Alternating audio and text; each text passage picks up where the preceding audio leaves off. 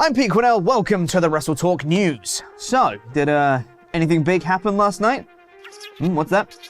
Oh, CMPunk got officially announced for Collision's debut show on June 17th in Chicago, which is the thing that we've all been talking about for weeks and weeks, and got a severely mixed reaction from the live crowd and attendance. It might be one of the most chaotic returns that AEW could possibly do.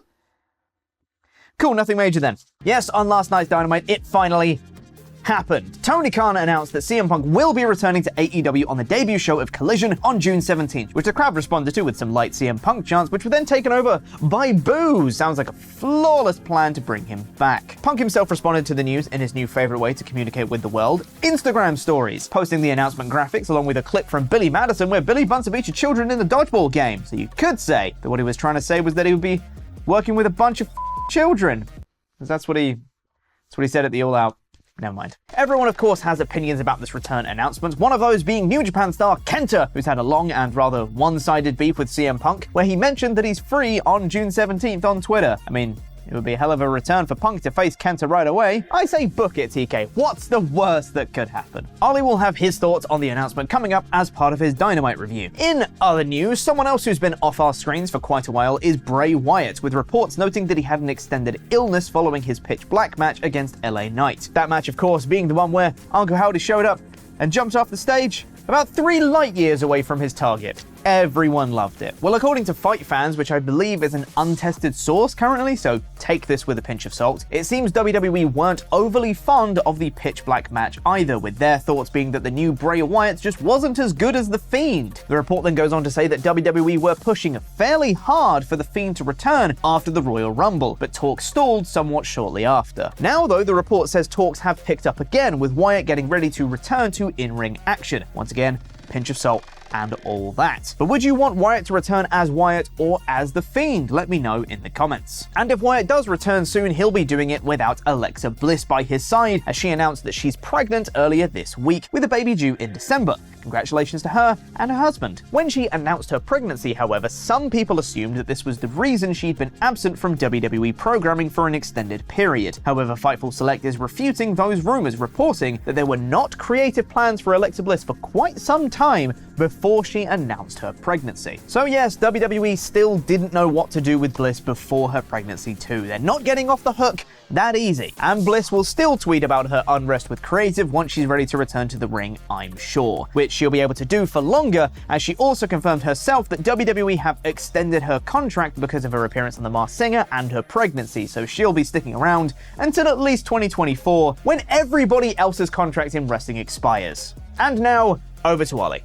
It's Thursday, you know what that means. My review of the Double or Nothing Fallout episode of AEW Dynamite. The show opened on Blackpool Combat Club's Jon Moxley, Claudio Castagnoli and Healer Yuta picking up where they left off from the previous Wednesday, elbowing Penta and Phoenix in the head. Now, we've added Bandido. It was another great match, with the Luchadors high-flying and occasionally insane strength. Oh my god, Bandido held a delayed vertical one-arm suplex for a whole minute, being complemented by the BCC's newly coined style, Death Jitsu, which Bryan Danielson succinctly explained on commentary as violent technical wrestling. I'm in. What I loved most, however, was the continuation of Yuta's story from last week's show. He wasn't only the guy who got pinned then, Danielson was furious at him for a lackadaisical cover during that tag match. Danielson got over on commentary that the BCC used their veteran disciplinary measures to force Yuta to be better, and on paper, it's undeniable. He was the one to pin Kenny Omega at Double or Nothing, and also the one to get the pin here. In reality, of course,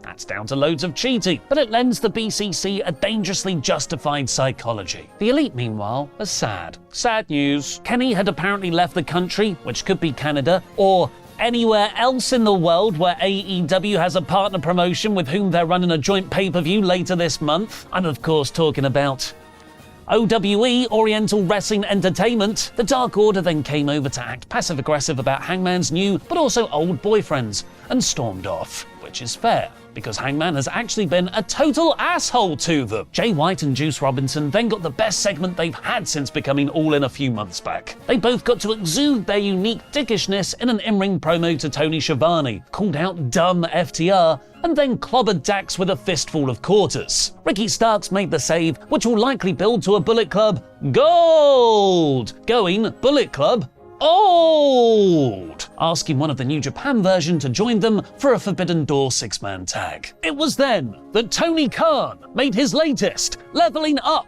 announcement about AEW and their relationship with Shazam! Fury of the Gods owners, Warner Brothers Discovery, about their new show, Collision. Not currently scheduled next week for Winnipeg, but in 2 weeks' time in Chicago. And it will unequivocally, not teasing about it legally, have CMPunk on. Production did the best they could to show people wearing CMPunk shirts, but audio-wise, it felt like most were booing the announcement, and it was far from being a super sustained pop like other things received on this show. But even though Tony Khan has literally said it, even though AEW have officially announced it, if the last 8 months has taught me anything, it's that you can never count out Ace Steel's employment situation ruining a whole deal. So we will not be confirming CM Punk's AEW return until WrestleTalk CM Punk return correspondent has reported it himself. Brian Children, has CM Punk returned to AEW? No.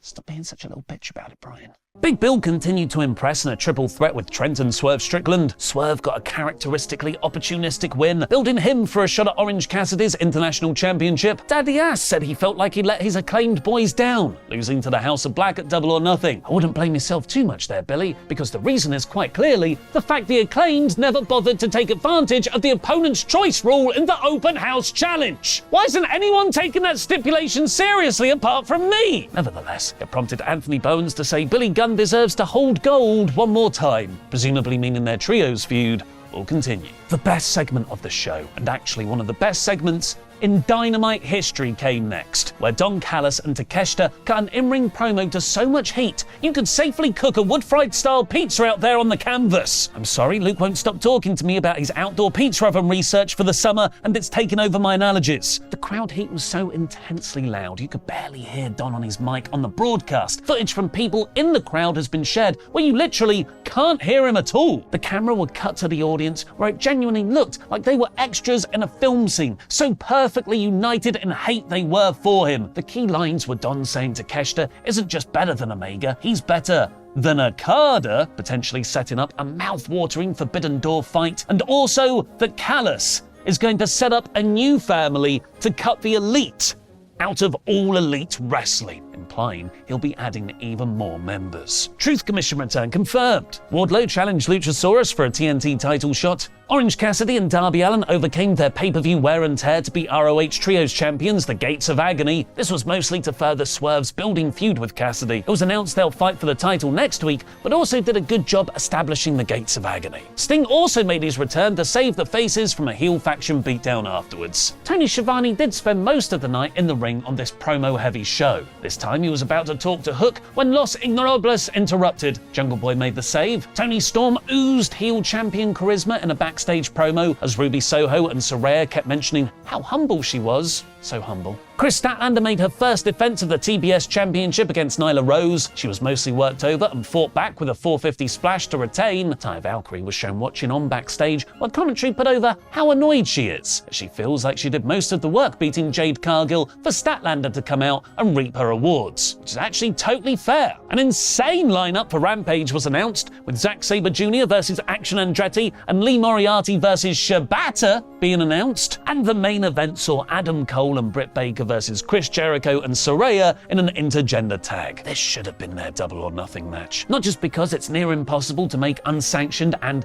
Anarchy in the Arena stipulations work on the same show, not just because the match they did have was heavily disappointing, but because this version just works so much better for the story. By which I mean Britt Baker and Saraya were in it rather than Sabu. The crowd were really invested in Britt getting her revenge on Saraya and Jericho too, with Baker even attempting a lockjaw on Y2J despite that being against the intergender interaction rules. Reverse sexism, referee! Cole hit the boom on Jericho for the feel-good win, making it 2 decisive back-to-back victories and surely the end of their oh no wait, it's a Jericho storyline, it's just the start. This was an entertaining show with an amazing Don Callis segment, but overall it lacked the post pay-per-view reset excitement AEW usually put on, likely because they're saving that all for Punk's return and Collision. AEW Dynamite is 77%. Now go watch me, Adam, Sully, Tempest and more play wrestling board games on our brand new PFK series. If he's cutting the elite out of all elite wrestling, does that mean he's just going to make it all wrestling? It's all wrestling. All wrestling. Well, he's united with the Blackpool Combat Club. That's their thing. Yeah. Rename it Just Wrestling. JW.